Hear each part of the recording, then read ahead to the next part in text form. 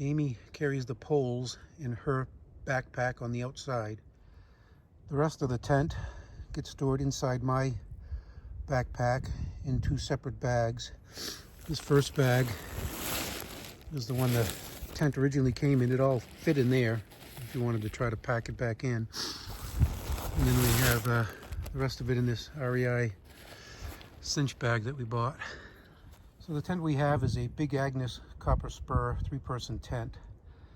The main tent is in the bag on the right, which originally held all parts of the bag except parts of the tent, except the ground cover, which is in the little gray thing. It's an extra cost, but worth getting. And then the poles on the far left and the fly to the right of it. And now let's set it up. Okay, this is the custom ground cover for the Big Agnes copper spur. The head is marked with the gray straps, and the feet with the orange, and the head of the tent is slightly wider than the feet of the tent. And we remember which is up towards the head because we have gray hair, and the gray straps go with the gray hair. Okay, this is the tent all set up without the fly, which we'll put on in a minute. The tent material is, the top half anyway, is mesh, which allows you to see in and see out. So on a dark night, someday in the future when it's warm, you'll leave the fly off and watch the night sky from inside. Freestanding tent, so once the poles are up, the tent structure is solid. We stake it down because it can move in the wind until we get set up. So the fly buckles to either the tent or the ground cover, and we always buckle it to the ground cover, which is the bottom of those two buckles. This is why having the custom-made ground cover from Big Agnes to go with the tent is nice. This is how it buckles in, just like that. Okay, I'm now inside the tent, and this is my sleeping system you're looking at. I'll set it up in pieces so you can see how it goes together. This foam pad is brand new. My sister sent it to us. We tried to get one before we went on the hike, and they were all out of stock everywhere. So we'll get started by setting that up and getting the air mattress out. Okay, this is our air mattress, the Nemo Tensor insulated regular size. They come in extra long and wide, I believe. And now you'll see how that comes out. Okay, it's all rolled up. It's the size of like a water bottle. And this thing inside here is a inflation sack. I'll show you how it's used, but then I'll also show you what we actually use to inflate the mattress. All right, these puff sacks, you get a puff of air in there, and then you start rolling them up, and then you get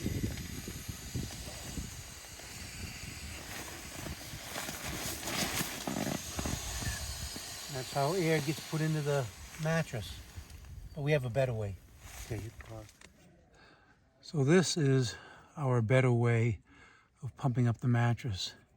Saw this on YouTube in a video for through hiking. It's a little mini pump, and can pump up the mattress in a little over a minute.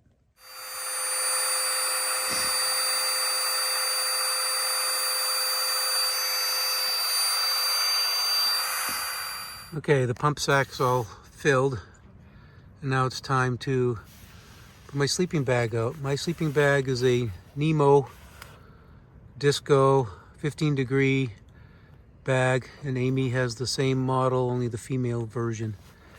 So this is how it packs up. You can see by the size of my hand how big that is, and then we'll take it out of the bag. So this is my sleeping bag all pulled out of the bag and puffed up a little bit. I'll let that sit for the rest of the afternoon, and then it'll be all puffed up to keep me warm. We also each have a sleeping bag liner that was stuffed inside this little bag. Adds a little extra warmth and comfort, so you're up against a warmer material than the inside of the sleeping bag. I just got a new pillow because my first pillow sprung a leak. Amy still has the same model as I used to have, and this one is a different pillow from Cedar Summit. And there's my pillow, all inflated. Yay. Okay, now for a tour of the inside of the tent. Near the feet of the tent, there's this hanging shelf where we put our empty bags from all of our sleeping materials, as well as our fleece and tops that we don't sleep in. We have a little solar light that we hang from there, so when we turn it on, it pretty much lights up the whole tent. Kind of nice.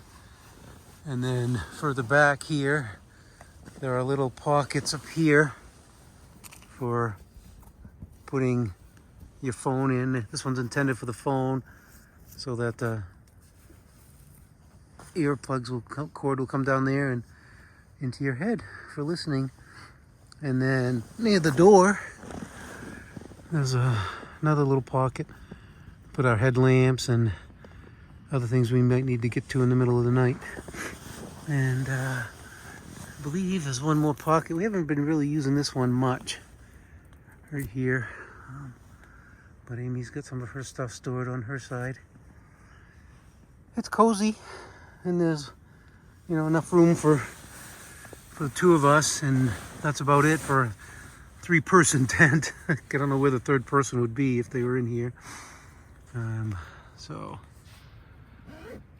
well, I hope you enjoyed the tour of our tent and how we set up, and something we have to do every day, and the reverse process in the morning, and sometimes we do that in the dark.